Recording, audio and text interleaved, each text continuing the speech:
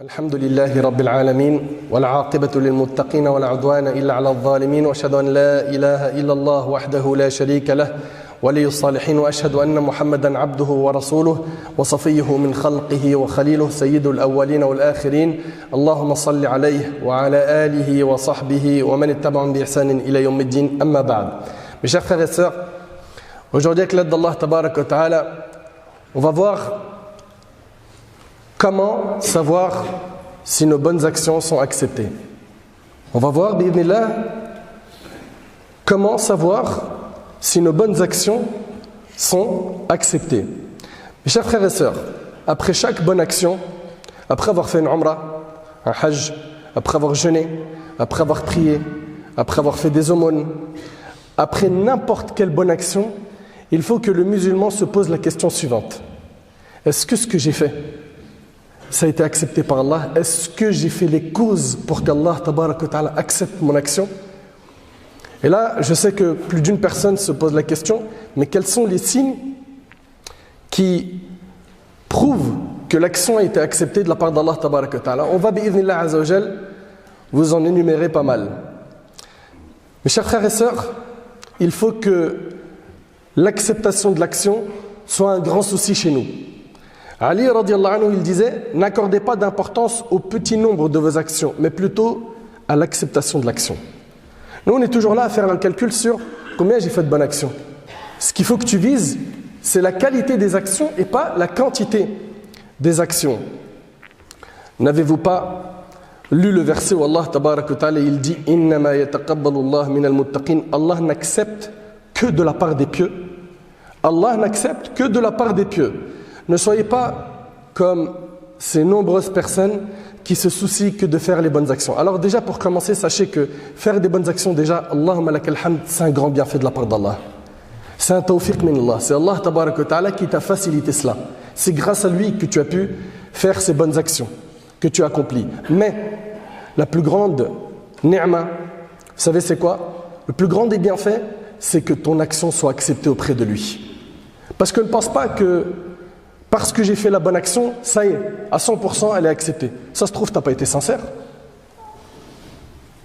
Est-ce que c'était vraiment pour Allah?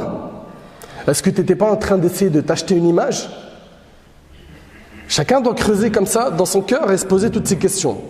Mes chers frères et sœurs, quels sont donc ces signes qui montrent qu'Allah Tabarak wa Ta'ala a accepté de nous nos bonnes actions?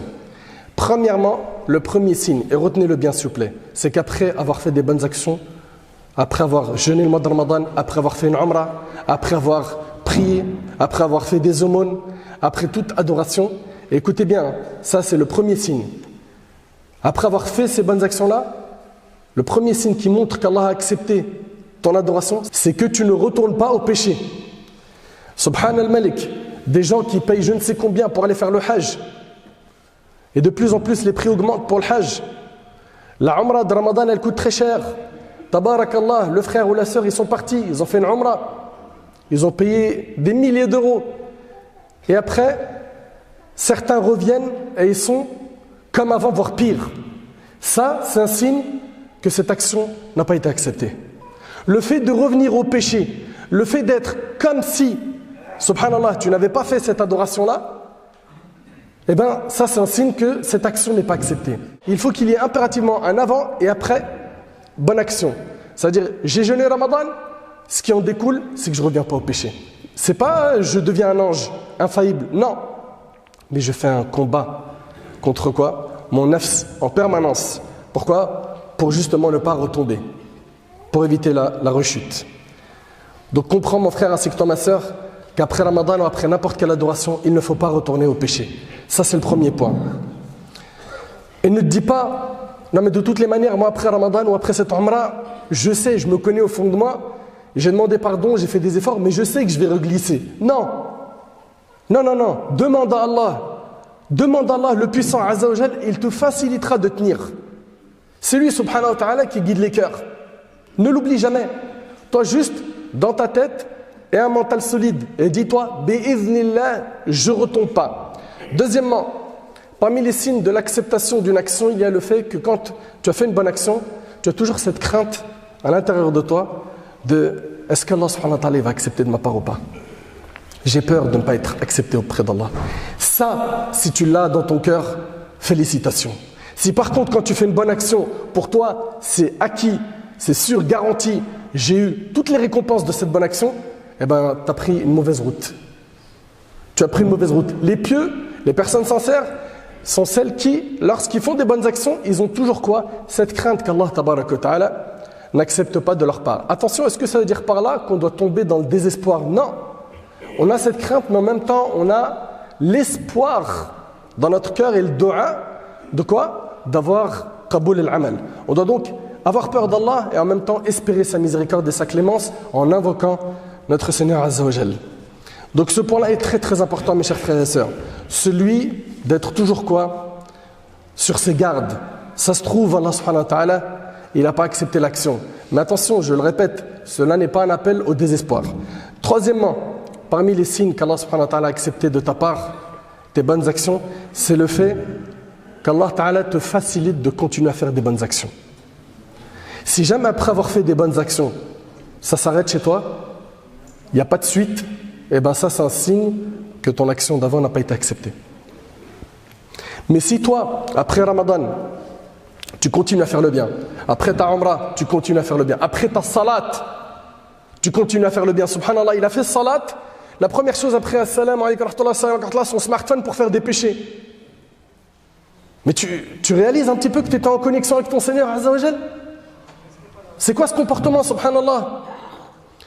Donc, troisièmement, on a dit, c'est le fait de continuer à faire le bien après en avoir fait. Quatrièmement, c'est le fait de ne pas, écoutez attentivement s'il vous plaît, c'est le fait de ne pas valoriser ses bonnes actions. Pourquoi? Pour pas que tu sois touché par al-ujb, la fatuité. Pour pas que tu sois touché par l'orgueil. Ça veut dire quoi exactement? Ça veut dire qu'il y a des personnes qui font le bien, et ils gonflent le bien qu'ils ont fait. Déjà dans son cœur, il se dit « Ah, j'ai quand même fait beaucoup. Hein. » Limite, il est en train de dire dans son fort intérieur « T'as vu, Arabe, j'en fais quand même trop pour toi. » Ne soyez jamais de cela. Les personnes sincères et pieuses, ce sont les personnes qui, lorsqu'elles font des bonnes actions, elles les minimisent.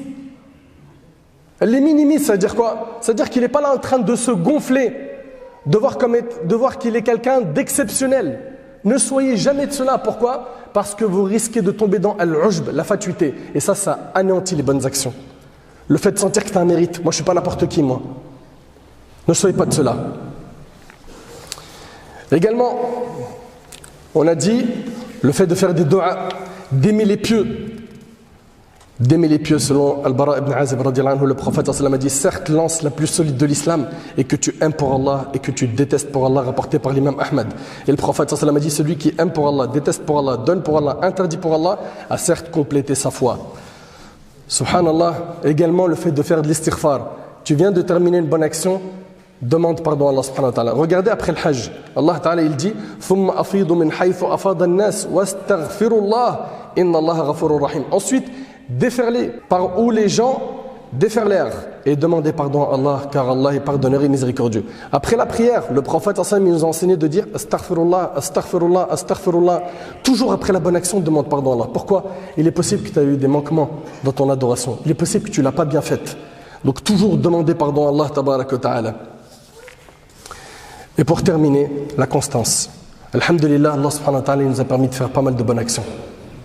On a prié, on a jeûné, on a fait des aumônes, on a peu dormi pour lire le Coran, on a fait énormément d'efforts par la grâce d'Allah tabaraka wa ta'ala. Il ne faut pas que ces efforts s'interrompent. Le prophète alayhi salatu wassalam a dit l'œuvre la plus aimée d'Allah est la plus constante, même si elle était minime, rapportée par l'imam al-Bukhari. Et ici j'annonce une bonne nouvelle à toute personne qui avait l'habitude de faire des bonnes actions, mais elle a été touchée par une maladie ou une épreuve qui l'a empêché de faire des bonnes actions. Abu Musa al-Ash'ari radiyallahu anhu relate que le messager d'Allah sallallahu alayhi wa sallam a dit quand le serviteur tombe malade ou entreprend un voyage, il lui écrit l'équivalent de ce qu'il faisait lorsqu'il était résident et en bonne santé, rapporté par l'imam al-Bukhari. De même, le prophète alayhi salatu wassalam, dans le hadith de Aïcha radiyallahu anha, a dit quiconque a une habitude de prier la nuit puis est vaincu par le sommeil, Allah lui comptera la récompense de sa prière de nuit et son sommeil sera considéré pour lui comme une aumône, rapportée par l'imam al-Nasa'i. Enfin, si on doit récapituler ce qui a été dit, après avoir fait une bonne action, on ne retourne pas au péché. Après avoir fait une bonne action, on est toujours sur nos gardes et on craint notre Seigneur de quoi? Que l'action ne soit pas acceptée. Il faut toujours avoir cette peur que l'action ne soit pas acceptée. Également, le fait de toujours garder un lien avec les adorations, être constant. Même si tu vas faire peu après Ramadan, après la Umrah, l'essentiel c'est quoi? C'est que ça soit constant dans le temps. C'est-à-dire si tu vas lire une page par jour de Coran, mais que c'est constant, c'est très bien. Mais mettre le paquet pendant ta Umrah ou pendant Ramadan et après tu coupes tout, c'est ça qui n'est pas normal. C'est ça qui n'est pas normal. Et rappelez-vous, le prophète sallallahu alayhi wa sallam a dit, les œuvres les plus aimées d'Allah sont celles qui sont constantes, même si elles sont minimes. Également, invoque Allah, demande à Allah tabaraka wa ta'ala d'accepter et de te faciliter. Et surtout, ne vois pas ta personne comme étant quelqu'un d'exceptionnel, comme étant quelqu'un de super pieux. Reste à ta place, ok? Et demande à Allah tabaraka wa ta'ala de faire de toi un serviteur sincère. As'Allah tabaraka wa ta'ala yanfa'ni bima qultu wa yanfa'akum bima sami'tum. Allahumma aj'al jam'ana hadha jam'an marhuma wa tafarruqana min ba'dihi tafarruqan ma'suma.